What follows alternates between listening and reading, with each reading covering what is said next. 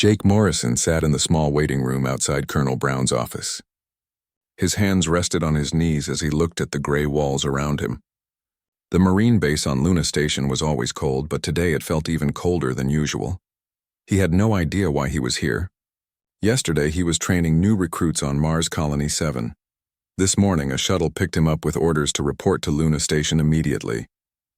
No explanation, no details, just orders. The door opened and Colonel Brown stepped out. He was a tall man with gray hair and sharp eyes. "Morrison, come in." Jake stood up and followed the colonel into his office. The room was small and clean. A desk sat in the center with 2 chairs facing it. Behind the desk hung the flag of Earth and the Marine Corps symbol. "Sit down, Staff Sergeant," Colonel Brown said as he walked around to his chair. Jake sat down and waited. He had learned long ago that officers would tell you what they wanted when they were ready. Colonel Brown opened a file on his desk. "How long have you been a Marine, Morrison?" 12 years, sir," Jake replied. "Good record. 2 tours on Mars during the colonial wars. Decorated for valor 3 times. No disciplinary problems." The colonel looked up from the file. "You speak any languages other than English?" "Some Spanish, sir." "A little bit of Martian colonial dialect." "Good. What do you know about the Valian Empire?" Jake thought for a moment. Everyone knew about the Valians. 3 years ago, their ships had appeared at the edge of Earth's solar system. At first, everyone thought it was an invasion, but the aliens had come in peace. They wanted to talk, to trade, to learn about humans. "They're the alien race that made contact with us, sir. They seem friendly. Their technology is much more advanced than ours." "That's right. They've been very patient with us, very polite, but we still don't know much about them." Colonel Brown closed the file. "The government has decided to send a diplomatic mission to their home world. A small group of people to learn more about them and show that Earth wants to be friends." Jake nodded but said nothing. He still didn't understand why he was here. "The Valian princess is coming on this mission. Princess Zarathel. She's some kind of important person in their government. She specifically asked for a human guard during the journey." Now Jake was confused. "Sir, I'm not trained for diplomatic security. Wouldn't the Secret Service or some special unit be better for this job?" Colonel Brown smiled slightly. "That's what I thought too. But the princess was very specific about what she wanted. A Marine, combat experience, someone who had served in the colonial wars." He looked directly at Jake. "Someone exactly like you." "Me, sir?" The diplomatic team suggested several candidates. But when they described your service record to the princess, she said you were perfect for the job. The colonel leaned forward. "Morrison, this is a big deal. This mission could determine the future relationship between Earth and the Valian Empire. The princess chose you personally." Jake felt a strange feeling in his stomach. It was honor mixed with worry. "What exactly would I be doing, sir?" "You'll be her personal guard during the journey to their homeworld and during the diplomatic meetings. You'll make sure she's safe and comfortable. You'll also be representing the human military to their people." "How long will the mission last?" 6 months, maybe longer. The journey to their homeworld takes 2 months each way. You'll spend at least 2 months on their planet." Colonel Brown stood up. "This is voluntary, Morrison. But I should tell you that if this mission goes well, it could mean big things for your career and for humanity." Jake thought about it. He had no family waiting for him on Earth, no girlfriend. His parents had died years ago. The Marines were his life, and this sounded like the most important mission he would ever be offered. "I'll do it, sir." "Good. You leave tomorrow morning. You'll meet the diplomatic team on the ship. The princess and her people are already aboard." The colonel handed him a data pad. "This has all the information about the mission and about Valian culture. Study it carefully." Jake took the data pad and stood up. "Thank you for this opportunity, sir." As Jake walked toward the door, Colonel Brown called after him. "Morrison." "Yes, sir?" "Be careful out there. We're dealing with a race that's thousands of years older than us. They're friendly, but we don't really understand them yet. Trust your instincts." "I will, sir." Jake left the office and walked through the corridors of Luna Station toward his temporary quarters. As he walked, he looked at the data pad.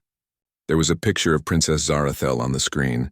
She was beautiful, but not in a human way. Her skin was pale blue, almost silver. Her hair was white like starlight. Her eyes were large and dark like the space between stars. She looked young, but the information said she was over 200 years old. Jake stopped walking and stared at the picture. Something about her face seemed familiar, like he had seen her before in a dream, but that was impossible. No human had ever seen a Valian before 3 years ago. He shook his head and continued walking. Tomorrow he would meet her in person. Tomorrow he would begin the most important mission of his life. That night, Jake packed his few belongings and read everything he could about Valian culture. They were an ancient race that valued honor, wisdom, and beauty. They lived much longer than humans and saw time differently. They were peaceful but had great power. As he prepared for sleep, Jake wondered why the princess had chosen him specifically. There were thousands of Marines with better records than his. There were soldiers with more experience, more medals, more education, but she had picked him. A simple Marine from a small town on Earth who had spent most of his adult life fighting in colonial wars on distant planets. Jake lay down on his narrow bed and looked out the small window at the stars.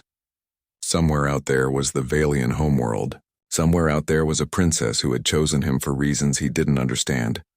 Tomorrow he would meet her. Tomorrow he would begin to learn why. The ship Meridian's Edge was unlike anything Jake had ever seen. It was built with both human and Valian technology. The corridors were wide and filled with soft light that seemed to come from the walls themselves. Everything was smooth and curved, with no sharp edges anywhere. Jake had been on the ship for 2 weeks now. He had met Princess Zarathel on his first day aboard. She was even more striking in person than in her picture. When she spoke, her voice was musical, like wind chimes in a gentle breeze. "Staff Sergeant Morrison," she had said when they first met, "I am pleased you accepted this assignment." "It's my honor to serve, Your Highness," Jake had replied, not sure if that was the right way to address a Valian princess.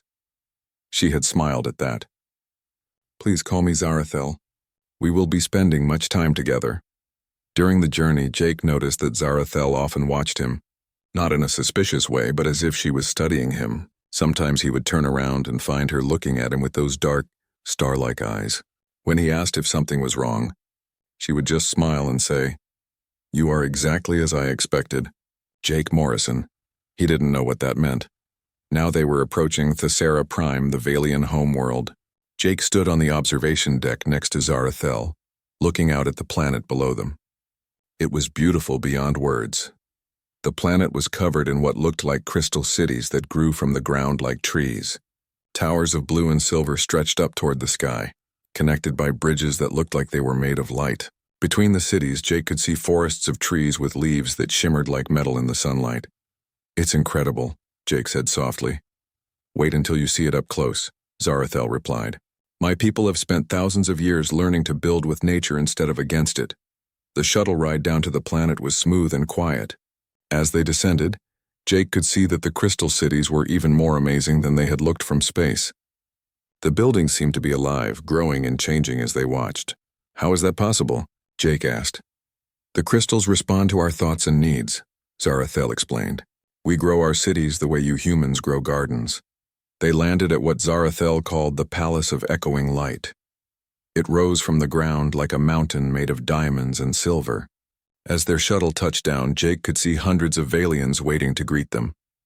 The Valians were all tall and graceful, with the same pale blue skin as Zarathel. But their hair came in many colors: silver, gold, deep blue, even green like leaves. They wore flowing robes that seemed to be made of light itself.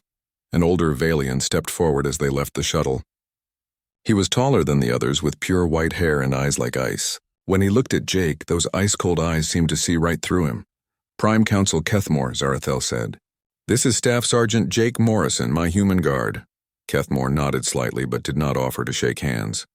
"Princess, I trust your journey was educational." "Very much so," Zarathel replied. Jake noticed something in her voice when she spoke to Kethmore. It was cooler than when she spoke to him. Over the next few days, Zarathel showed Jake around the palace and the city beyond. Everything was beautiful, but it was also alien in ways that made Jake feel small and primitive. The Valians had technology that seemed like magic to him. "Your people are very advanced," Jake said as they walked through a garden where the flowers sang in harmony. "We have had much time to learn," Zarathel replied. "Your people are young, but you learn quickly. That is why we find you so interesting." She stopped walking and turned to face him. "Tell me about your childhood, Jake Morrison." The question surprised him. "My childhood? Why do you want to know about that?" I'm curious about how humans grow and learn. You are all so different from each other, even though you live such short lives. Jake thought for a moment. I grew up in a small town in Kansas. My father was a farmer. My mother was a teacher. It was a quiet life until the colonial wars started. You chose to become a soldier. I wanted to protect people. My parents, my friends, my world. Jake looked at her. What about you? What was your childhood like? Zarathel smiled sadly. Very different from yours. I have lived for over 200 years, but I have never had what you would call a childhood. We Valians are born with much knowledge already in our minds. We do not play and learn the way human children do. That sounds lonely, Jake said. It is, she admitted. That is why I find your people so fascinating. You discover everything fresh and new. You make choices that surprise even yourselves. That evening, there was a formal dinner with the Valian High Council. Jake wore his dress uniform and stood behind Zarathel's chair as she sat with the other important Valians. The food was strange but delicious, and the conversation was polite but careful. Kethmore sat across from Zarathel. Throughout the meal, he kept glancing at Jake with those cold eyes. Finally, he spoke directly to him. Tell me, human, what do you think of our world? It's beautiful, sir, Jake replied. Your people have accomplished amazing things. Indeed, we have. In the time your species has existed, we have built civilizations, mastered the forces of nature, and brought peace to 1,000 worlds. Kethmore's voice was cold. What has your young race accomplished? Jake felt his face grow hot, but he kept his voice steady. We've survived, sir. We've grown. We've learned to reach for the stars. You've also learned to make war, to destroy your own planet, to fight over resources like animals. Kethmore, Zarathel said quietly, but there was steel in her voice. Sergeant Morrison is our guest. Of course, Princess. I meant no offense. But his eyes told a different story. The dinner continued without more uncomfortable moments, but Jake could feel the tension in the room. Not all Valians were happy about humans being here. After dinner, Zarathel led Jake out onto a balcony that overlooked the Crystal City. The stars above them were brighter than any Jake had ever seen. I apologize for Kethmore, she said. He does not trust easily. He doesn't like humans very much, does he? He fears you, Zarathel corrected. Your people change quickly. In just a few hundred years, you went from using stone tools to traveling between stars. That kind of rapid growth makes some of my people nervous. What about you? Are you nervous about humans? Zarathel was quiet for a long moment. When she spoke, her voice was soft. No, Jake Morrison. I am not nervous about humans. But I am concerned about the future. What do you mean? She turned to look at him, and in the starlight, her eyes seemed to glow. Change is coming. Great changes that will affect both our peoples. The choices we make now will determine whether our races become friends or enemies. What kind of choices? The choice to trust.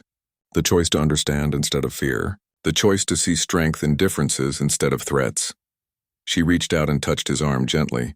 That is why it is important that you are here, Jake Morrison. More important than you know.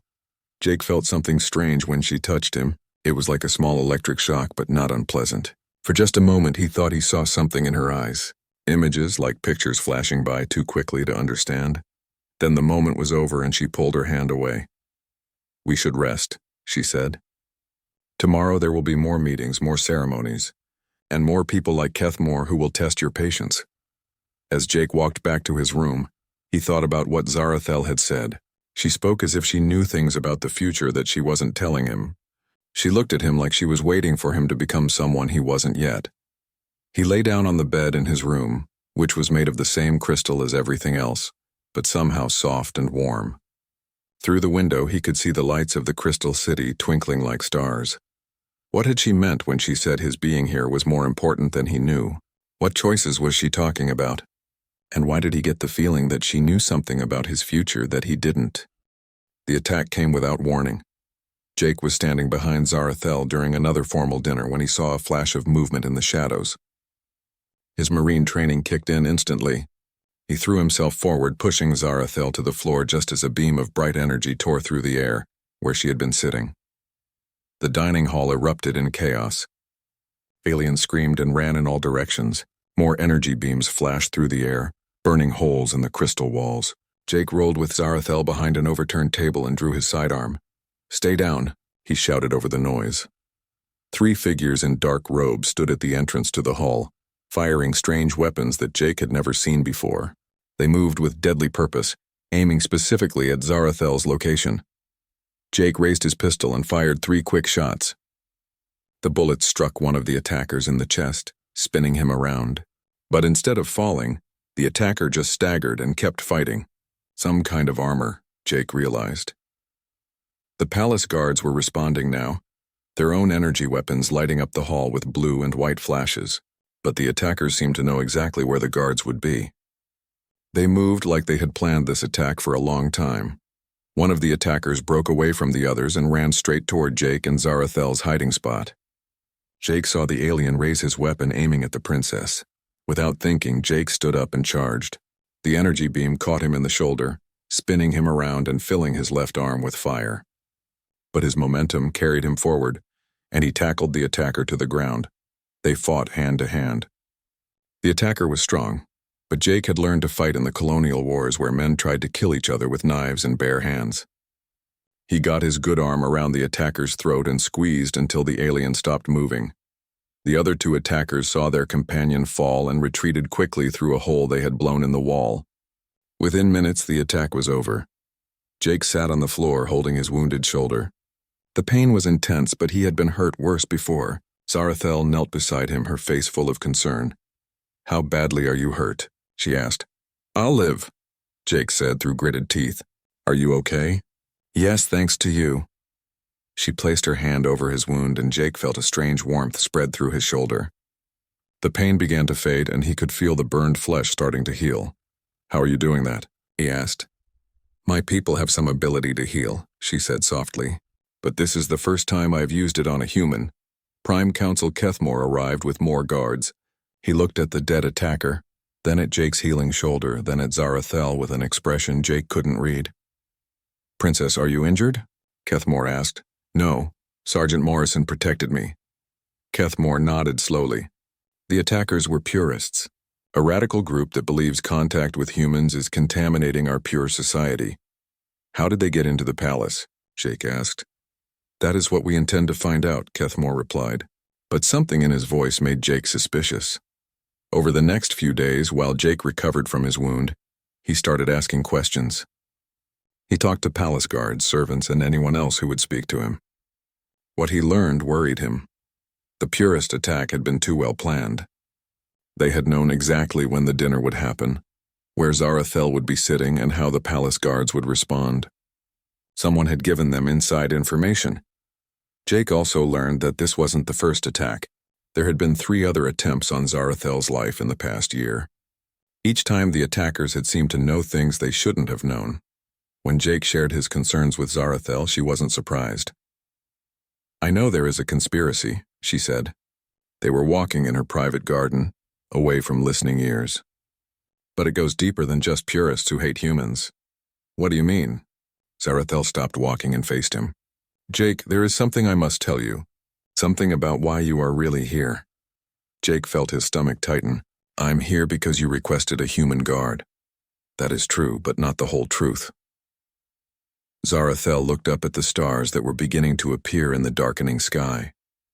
"My people possess certain abilities that yours do not yet have. We can sometimes see fragments of possible futures. You can see the future." "Not exactly. We see probability streams, possible paths that events might take based on the choices people make." She turned to look at him. "For the past 3 years, ever since we made contact with your people, I've been having visions of a great war between our races." Jake felt cold, despite the warm evening air. "War? In most of the probability streams I see, our peoples destroy each other. Your race's rapid growth frightens many of my people. My race's advanced technology makes many humans feel inferior and angry. Fear and pride lead to conflict, and conflict leads to devastation for both sides. But you said most of the probability streams. What about the others?" Zarathel smiled, but it was a sad smile. "In a few streams I see peace. I see our peoples working together, learning from each other, becoming stronger together than either could be alone. What's the difference? What makes peace possible in some futures and not others?" "You," Jake stared at her. "Me? In every probability stream where peace prevails, I see the same human warrior standing beside me. A man with your face, your determination, your sense of honor. She reached out and touched his cheek gently. I saw you in my visions long before we ever met. That is why I manipulated events to bring you here. Jake stepped back, feeling like he had been hit in the stomach. You manipulated events? You mean my assignment wasn't random? I influenced the decision, yes. Through carefully placed suggestions to your diplomatic channels. Through conversations with the right people at the right times. Zarathel's eyes were full of regret. I am sorry for the deception, but the future of both our peoples may depend on you being here. Jake turned away from her, his mind spinning. Everything he had believed about his assignment, about being chosen for his skills and service record, had been a lie. He was here because an alien princess had seen him in her dreams and pulled the strings to make it happen. You took away my choice, he said quietly. I gave you an opportunity to make choices that matter more than any you have made before, she replied. Jake, in the visions where we achieve peace, you are not just my guard. You are the bridge between our peoples. You are the one who helps us understand each other when understanding seems impossible. Jake was quiet for a long moment. Finally, he asked, these visions of yours, do they show you what happens to me? Some things. You face great danger. You make difficult choices. You sacrifice much, she paused. But you also save both our peoples from destroying each other. And if I refuse? If I leave right now and go back to Earth? Zarathel's face grew pale. Then the probability streams collapse into the darker paths. War becomes inevitable. Jake looked at her. This beautiful alien princess who had manipulated his life based on dreams and visions. Part of him was angry at being used, but another part of him understood why she had done it. Tell me about the conspiracy, he said finally. Relief flooded Zarathel's face. Kethmore leads a faction that believes war with humanity is inevitable. He wants to strike first while your people are still relatively primitive. Kethmore? But he's your advisor. He is also the one who has been feeding information to the purists. He arranges the attacks on me, knowing that they will fail but hoping that one day they will succeed and he can blame human agents for my death. Jake felt pieces clicking together in his mind. That's why he doesn't like me being here. I'm disrupting his plans. Yes, but there is more. He has been secretly communicating with human extremists who share his beliefs about the inevitability of war. What kind of extremists? A group led by someone called Colonel Frank Hayes. They command a military unit called Cerberus Division. Zarathel's voice was grim. Together they plan to create an incident that will make war unavoidable. Jake knew the name Frank Hayes. He was a legend in military circles, but not a good legend. Hayes commanded black operations missions that officially didn't exist. He was known for believing that humans were destined to rule the galaxy, and that any alien contact was a threat to human superiority. What kind of incident? Jake asked. They plan to attack a Valian diplomatic ship using stolen alien technology, making it appear that humans have betrayed the peace treaty. When my people retaliate, Hayes will claim it proves that Valians can never be trusted. Jake ran his hand through his hair. This is bigger than I thought, much bigger. And according to my visions, this incident happens soon. Very soon, Zarathel took his hand. That is why I picked you long before they sent you, Jake Morrison. Not because you are the best soldier, though you are skilled. Not because you are the strongest, though you are brave. I picked you because in every future where we survive, where our species find peace instead of war, you are there. You are the constant that makes the difference. Jake looked down at their joined hands. Her skin was warm despite its alien color. What do you need me to do? Help me stop them. Both Hayes and Kethmore. Help me save both our peoples from the war that is coming. Jake squeezed her hand. Then we better get started. Jake spent the next 3 days gathering evidence against Kethmore. It wasn't easy. The Prime Council was careful and clever, but Jake had learned investigation skills during his years as a Marine. Every conspiracy left traces if you knew where to look. He started with the palace guards who had responded to the Purist attack. By asking careful questions, he learned that the duty roster had been changed at the last minute. Guards who should have been in the dining hall had been reassigned to other areas. The change order came from Kethmore's office. Next, Jake examined the security recordings from the attack. Most of the cameras had mysteriously malfunctioned, but one hidden camera had captured footage of the attackers entering through a maintenance tunnel. The tunnel required special access codes that only high-ranking officials possessed. But the most damning evidence came from an unexpected source. Jake was searching through old communication logs when he found encrypted messages between the palace and an off-world location. The messages were coded, but Jake recognized some of the patterns from military communications. When he showed them to Zarathel, her face went pale. "These are communications with a human military vessel," she said. "The UES Valiant." "That's Colonel Hayes's flagship.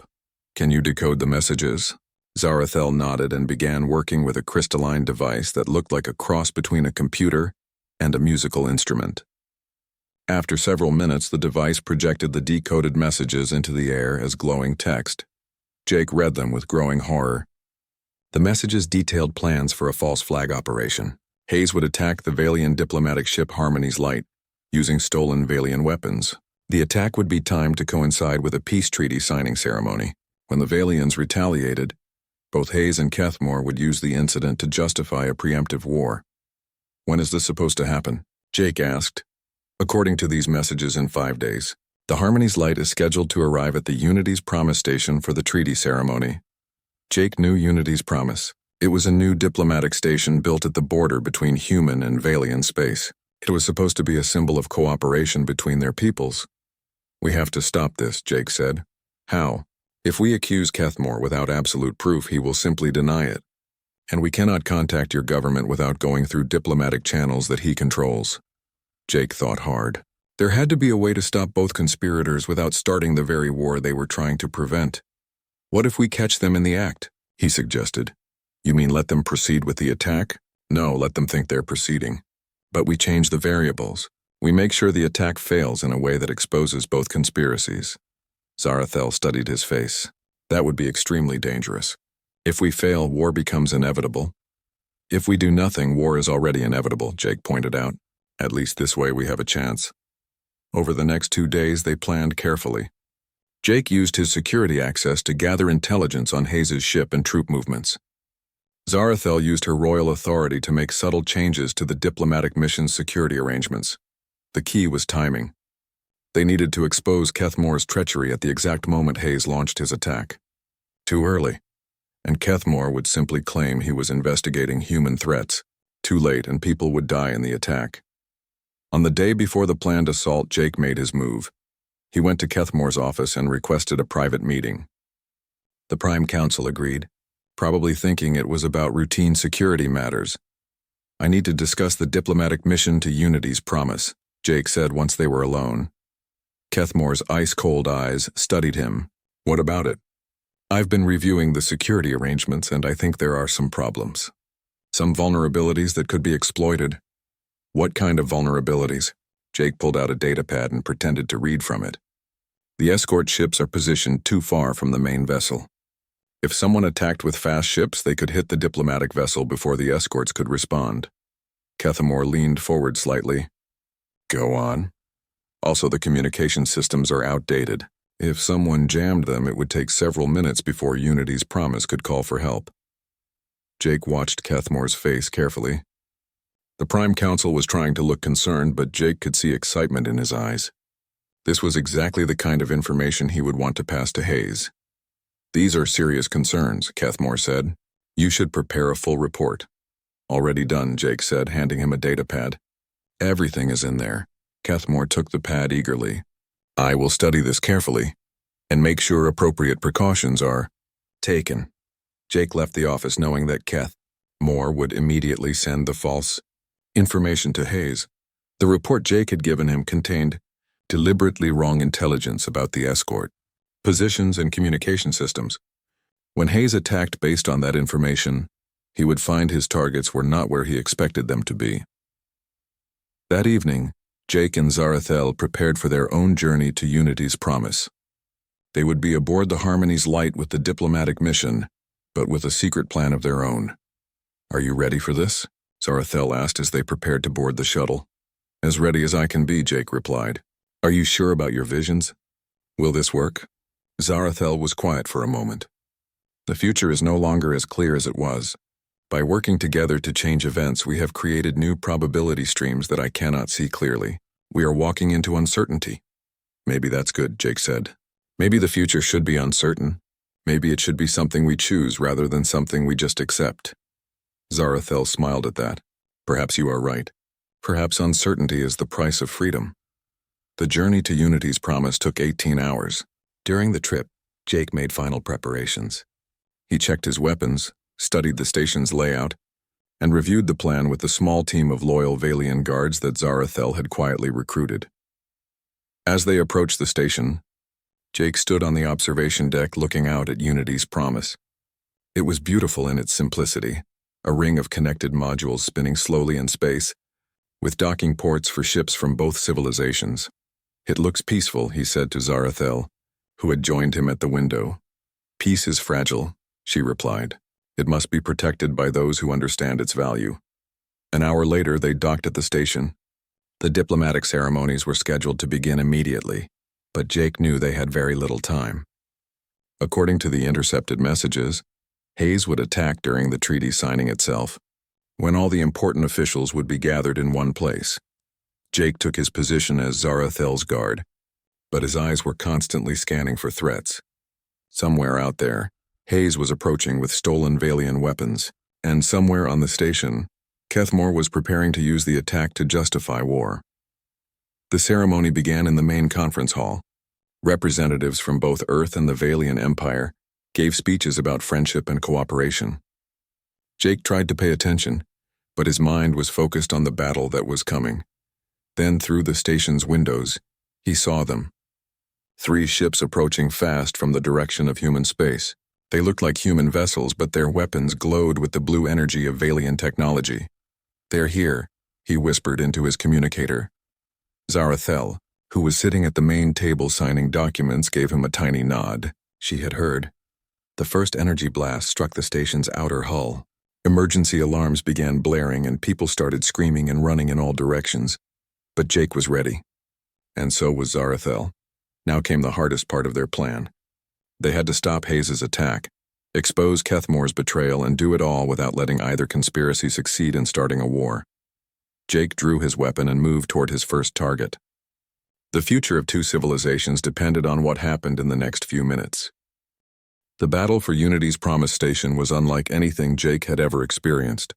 Hayes' ships attacked with stolen Valian weapons, filling space with brilliant blue energy beams. But thanks to Jake's false intelligence, the attacking ships found the station's defenses in different positions than expected. The escort ships that Hayes thought would be far away were actually close by, hidden behind the station's solar array.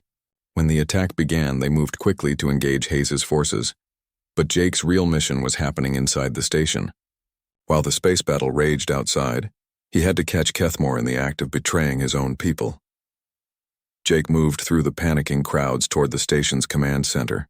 According to their plan, Zarathel would confront Kethmore there while Jake gathered the evidence they needed.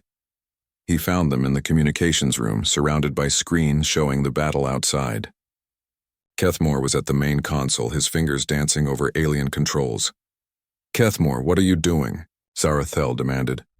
"What I must do to save our people," Kethmore replied without looking up from his work. "I am sending a message to the Valian fleet. I am telling them that humans have betrayed us and that we must respond with overwhelming force. You're starting a war. I am ending a war before it truly begins." Kethmore finally turned to face her, his ice-cold eyes blazing with conviction. "Your visions have made you weak, Princess.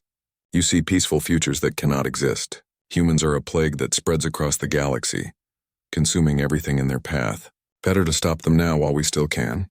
Jake stepped into the room, his weapon drawn. "Step away from the console." Kethmore looked at him with contempt. "The human speaks. Tell me, Sergeant Morrison, do you really believe your primitive race can coexist with beings who are thousands of years more advanced?" "I believe people can choose to coexist if they want to," Jake replied. "The question is whether you'll let them make that choice." "Choice?" Kethmore laughed bitterly. "There is no choice. Your Colonel Hayes is attacking this station with Valian weapons. When word of this reaches the Empire, our people will demand revenge. War is inevitable." "Not if they know the truth," Zarathel said. "Not if they know you gave those weapons to Hayes." Kethmore's face went pale. "You have no proof," Jake smiled grimly. "Actually, we do." He activated a recording device that had been hidden in the room. Kethmore's voice filled the air, speaking words from a conversation earlier that day. The weapons have been delivered to Hayes as promised. The attack will proceed as planned. When it is over, both our peoples will demand war, and war is what they will have. You recorded me, Kethmore breathed. We recorded everything, Jake said. Your meetings with Hayes's agents. Your orders to the purists. Your sabotage of the palace security. It's all here. Kethmore stared at the recording device for a long moment. Then his hand moved toward a weapon at his belt. Jake was faster. His shot took Kethmore in the shoulder, spinning him around and sending him to the floor. The Prime Council writhed in pain but was still alive. It doesn't matter, Kethmore gasped. Hayes will complete his attack. People will die. The war will start anyway. Not if we stop him, Jake said. He turned to Zarathel. Can you contact the escort ships? Tell them to target Hayes's engines, not his weapons. We need him alive to testify. Zarathel nodded and began working at the communications console. Outside the windows, the space battle continued. One of Hayes's ships was already badly damaged, trailing fire and debris. But then Jake saw something that made his blood run cold.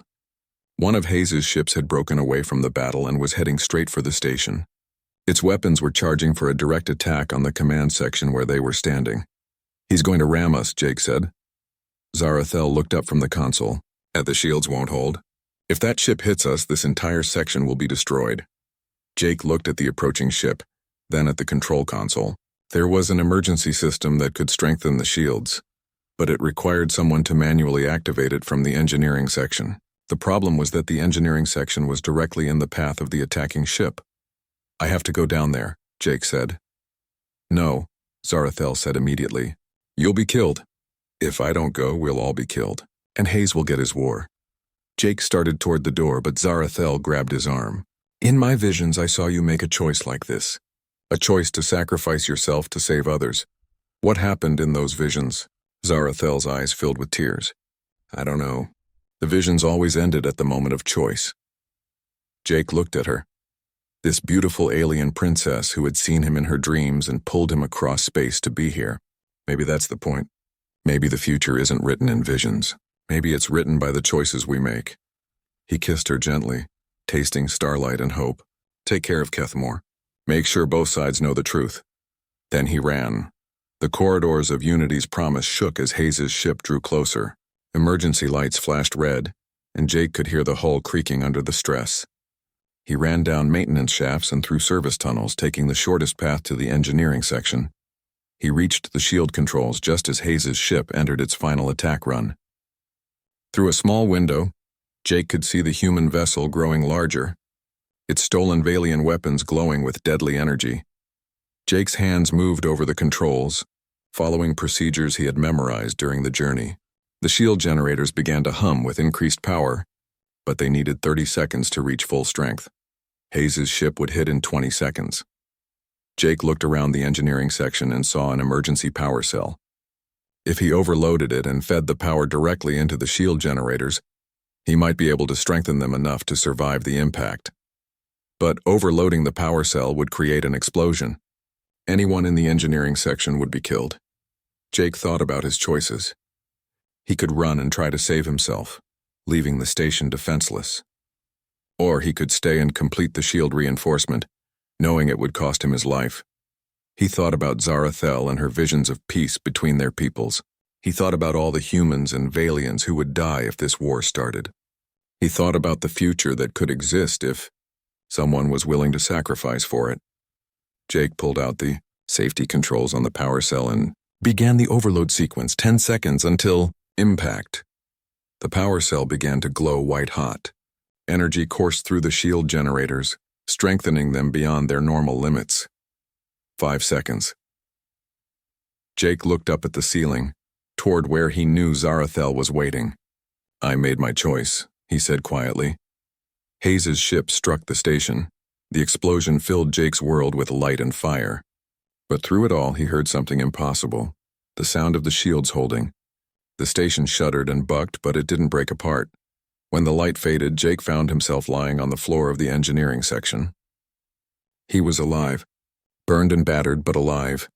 The power cell had exploded, but the blast had been contained by emergency barriers that had activated at the last second. He struggled to his feet and looked out the window. Hayes's ship was a broken wreck floating near the station. The other attacking vessels had surrendered to the escort ships. Jake made his way back to the command center where he found Zarathel treating Kethmore's wounds. When she saw him, her face lit up with joy and relief. "You're alive," she said, running to embrace him. "The shield's held," Jake replied. "Hayes is captured. It's over." In the days that followed, the truth came out. Both governments learned about the conspiracy that had tried to start a war between their peoples. Colonel Hayes was court-martialed and imprisoned. Kethmore faced justice under Valian law.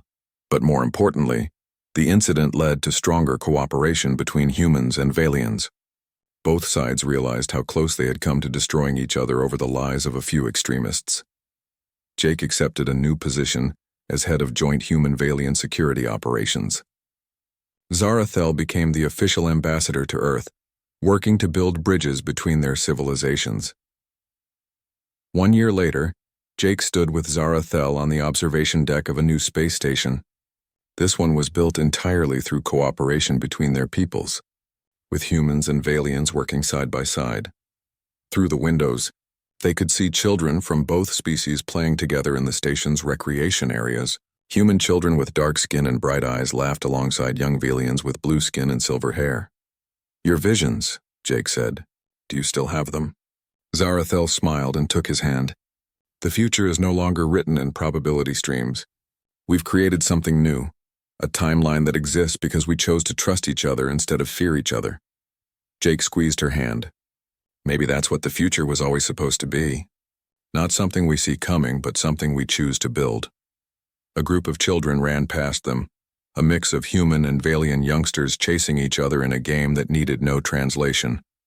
Their laughter echoed through the corridors of the station, a sound that spoke of possibilities neither species had imagined alone.